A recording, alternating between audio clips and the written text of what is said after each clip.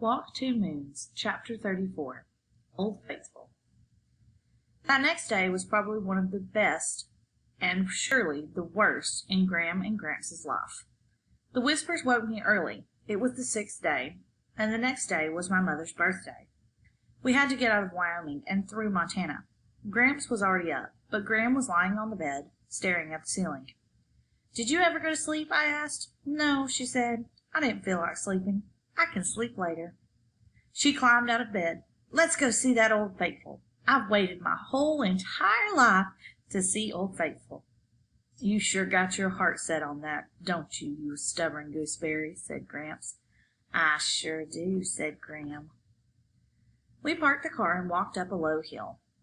I was afraid Graham was going to be disappointed because it didn't look like much at first. There was a rope fence around a mound on the side of a hill.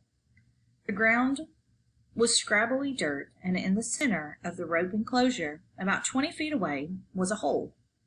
"Heck," Graham said, "we can't get any closer than this."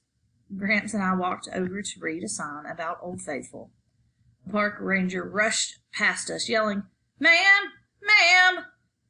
"Oh, dang," Graham said. Graham was crawling under the rope. The ranger stopped her. "Ma'am, there's a reason for that rope," he said. Graham brushed off her dress. "I just wanted a better look." "Don't worry," the ranger said. "You'll get a good look. Please stay behind the rope." The sign said that Old Faithful was due to erupt in 15 minutes. More and more people gathered around the rope.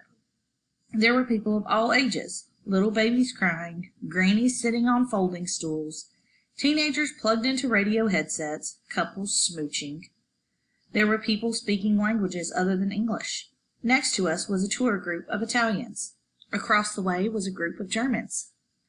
Graham tapped her fingers together, getting more and more excited. "Is it time?" she kept saying. "Is it almost time?" The crowd became quiet a few minutes before Old Faithful was due to go off. Everyone stared at the hole. Everyone was listening. "Is it time?" Graham said. There was a faint noise, and a little spit shot out of the hole. The man next to me said, "Ah, is that all?" Another noise, this time a little louder. A grating and crunching sound, like walking on gravel. 2 fitful spits. "Ah," the man said. Then it was like the radiator boiling over or the tea kettle blowing its top. Old Faithful hissed and steamed. A sudden spout of water shot out, maybe 3 feet high. "Ah," the man said. "Is that all?" More steam, boiling and hissing, and a huge jig-bang spray of water surged out, climbing and climbing, and then more and more until it looked like a whole river of water was shooting straight up into the air. "It's like a upside-down waterfall," Graham said.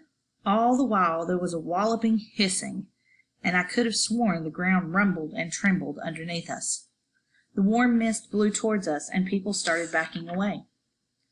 All except Graham. She stood there grinning, tilting her face up into the mist, and staring at that fountain of water. "Oh," she said, "oh, huzzah, huzzah!"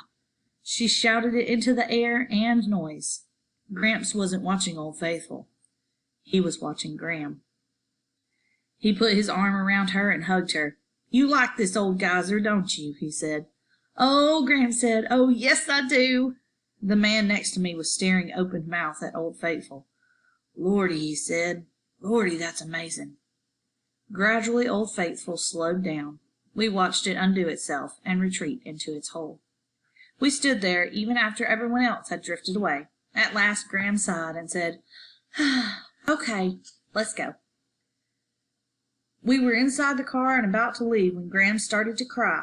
"Oh, dang," Graham said. "What's the matter?" Graham sniffled. "Oh, nothing. I'm just so happy I got to see Old Faithful." "You old gooseberry," Gramps said, and on we went. "We're going to eat up Montana," Gramps said. "We're going to get to Idaho border tonight. You watch me. I'm going to put this pedal to the metal." He stepped on the gas and peeled out of the parking lot. "Idaho, here we go."